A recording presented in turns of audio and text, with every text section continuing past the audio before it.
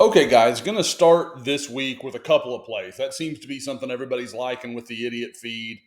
Um, for those that are following and aren't Scoop members, become Sooner Scoop members. That's the only pitch I'm going to give you this whole day. Um, anyways, so here, there's a couple things I notice. First, Jacob Lacey does a great job using his hand, stands up the center here, and is going to beat him inside. Well, let's watch it.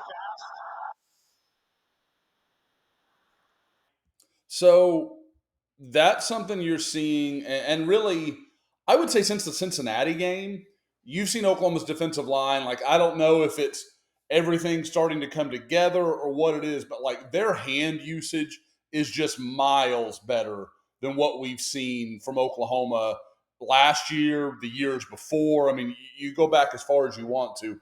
This is a group that's really doing a nice job fighting off blocks and using their hands to do so. Again, I kind of highlighted it here. Watch Jacob Lacey. We'll mute it here. So just watch him kind of work across the center there, and he just stands him up. Look at him. He's got that leverage. He's got that long arm on him, and then boom, just comes up. Now the other guy I want to highlight is kind of the boom there. I kind of can't help myself because this was the first thing I actually noticed on this play.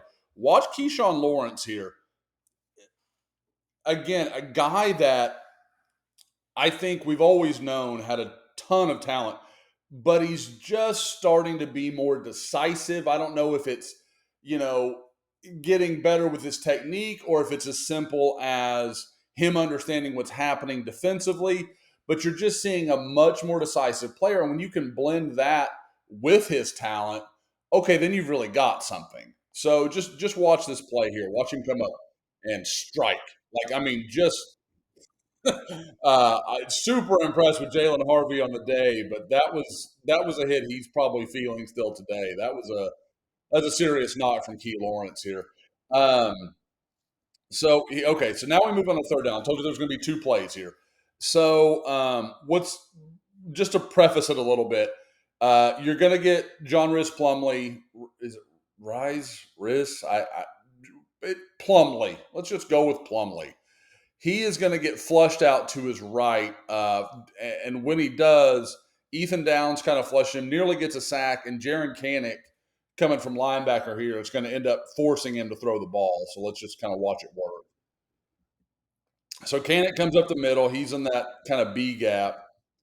I thought they did a really nice job in large portions of this game stacking up the the ability for John Rhys Plumley to get outside, and the rush lanes were good. They didn't give him a lot of freedom to get out and burn Oklahoma. But here, okay, so watch the end of the play here. Okay, Downs almost gets him. And honestly, if there wasn't the taunting penalty earlier in the game, I probably wouldn't even highlight this. But Jaron Kanek, we got to stop with the inexperience thing. He's 7 games in as a starter. He knows what he's supposed to do. He knows what he's not.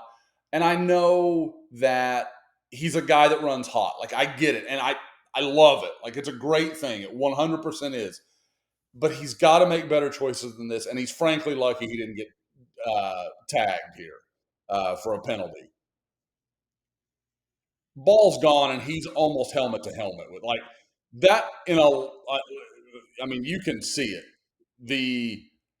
The ref here thinks about the flag. He thinks about it hard. Look at him, like he think. I mean, his. You could argue the hands right there at the hip. Like I didn't see this in real time, but again, it's not the end of the world. I'm not trying to say like anything, any broad sweeping statement here. It's just he needs to be better than that. Oklahoma needs to be able to count on him to not put them in bad situations, because this is another third down that Oklahoma would have had to refresh and give UCF, a new set of downs when there was absolutely no reason to do so.